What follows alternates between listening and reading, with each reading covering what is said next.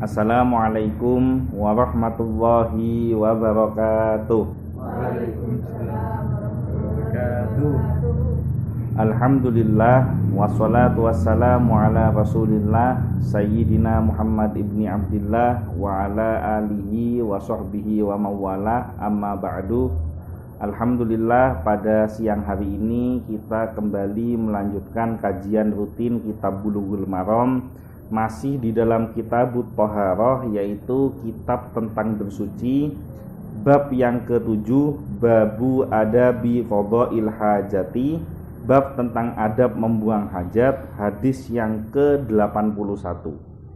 Wa an Jabirin qala, dan dari Jabir ia berkata, qala Rasulullah sallallahu alaihi wasallam, telah bersabda Rasulullah sallallahu alaihi wasallam, idza taghawwata, apabila buang air besar,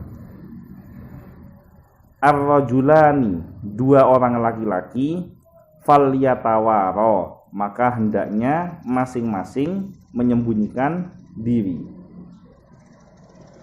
Falyatawara, maka hendaknya menyembunyikan diri, kullu wahidin minhuma, masing-masing dari mereka berdua, an sahibihi, dari pandangan sahabatnya atau temannya, wala yatahaddatsa, dan janganlah berbincang-bincang, tidak boleh bercakap-cakap, tidak boleh saling ngobrol. Fa innallaha, karena sesungguhnya Allah, yamqutu ala dzalika, mengutuk perbuatan tersebut. Rawahu Ahmad, diriwayatkan oleh Imam Ahmad, wa sahhahahu Ibnu Sakan, disahihkan oleh Imam Ibnu Sakan, wa Ibnul Qattan, dan Imam Qattan, wa huwa ma'lul, dan hadis tersebut ada ma'lul atau cacat ringan. Bisa difahami konteks hadis ini? Bisa difahami maksudnya? Jadi Rasulullah Shallallahu Alaihi Wasallam bersabda, apabila ada dua orang laki-laki, walaupun dua orang laki-laki kata yang ada di dalam hadis ini, tapi sifatnya umum. Jadi tidak hanya laki-laki saja, perempuan juga termasuk. Apabila ada dua orang, kemudian keduanya itu buang air besar bersama-sama, maka hendaknya yatawaro. Yatawaro itu artinya bersembunyi, menutup diri ketika buang air besar. Umpama kalau misalkan sama-sama pergi ke sungai, ya usahakan antara yang satu dengan yang lainnya tidak saling melihat. Jangan malah dempet-dempetan terus mohita-moyan. Itu saling bercakap-cakapan antara yang satu dengan yang lainnya. Karena di desa ini masih sering ditemui buang air besar, ajrukong, arang bareng, pas habis gitu mohita-moyan. Nah, ini termasuk perbuatan yang dikutuk oleh Allah. Ini inti simpelnya dari hadis yang kita bahas pada siang hari ini. Nah, kemudian syarahnya, yang pertama, wajib menutup diri saat buang hajat. Jadi apapun alasannya, baik itu hadas kecil maupun hadas besar, wajib hukumnya untuk menutup diri. Buang air kecil, buang air besar, wajib menutup diri. Hadas kecil, hadas besar juga wajib menutup diri. Tidak boleh menampakkan diri kita ketika sedang buang hajat.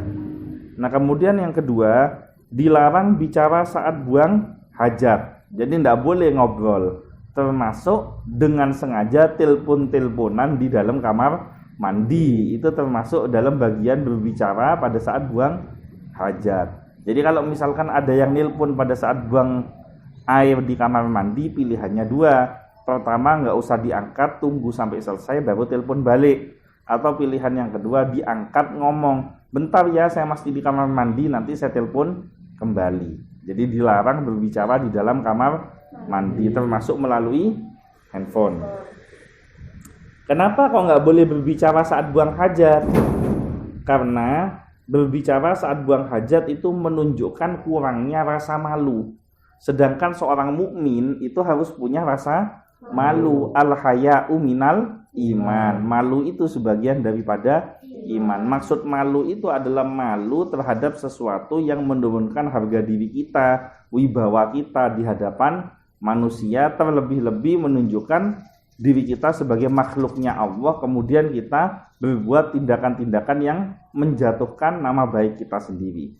Coba kamu bayangkan kalau kamu mengetahui seorang tokoh yang kemudian tokoh itu ngobrol di toilet saat buang hajat dan kamu tahu, pasti akan jadi omongan banyak orang gitu loh, sehingga akhirnya orang tersebut harga dirinya jadi turun. Maka kita harus jaga. Tapi tolong rasa malu ini jangan diselewengkan juga. Kenapa kamu kok tidak mau sholat? Malu kelihatan orang, itu salah juga gitu. Justru kalau untuk yang baik-baik, fastabiqul khairat, berlomba-lombalah untuk kebaikan, berlomba-lombalah untuk kelihatan sholat, berlomba-lombalah untuk kelihatan baca Quran, berlomba-lombalah untuk kelihatan sedekah, bukan untuk pamer atau riya, tapi untuk mengajak orang lain supaya mau sholat, sedekah dan lain sebagainya.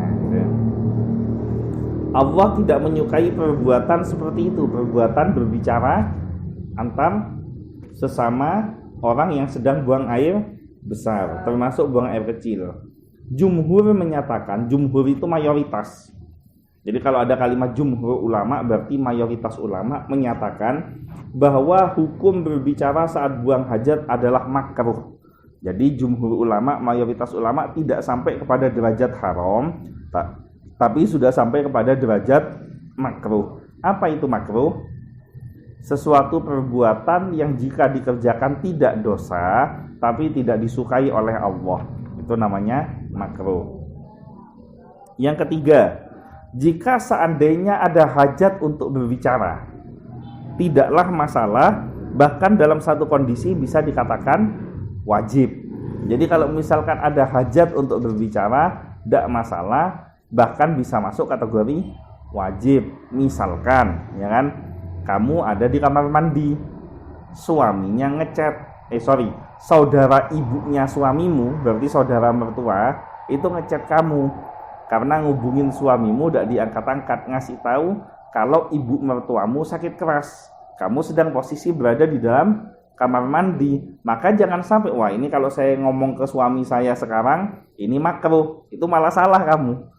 Jadi yang betul itu justru kasih tahu, walaupun kamu posisi masih di dalam kamar mandi, Mas cepetan pulang, ibunya sedang sakit. Jadi sesuatu hukum itu bisa berubah dari makruh, jadi halal, jadi haram, jadi sunnah, jadi wajib dan lain sebagainya, tergantung kondisi pada waktu itu. Jadi seperti itu. Ada pertanyaan sampai di sini? Tidak ada.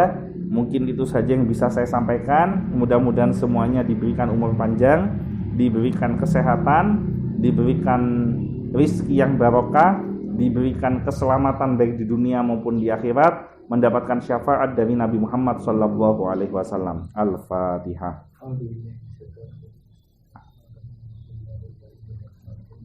Iya karena aku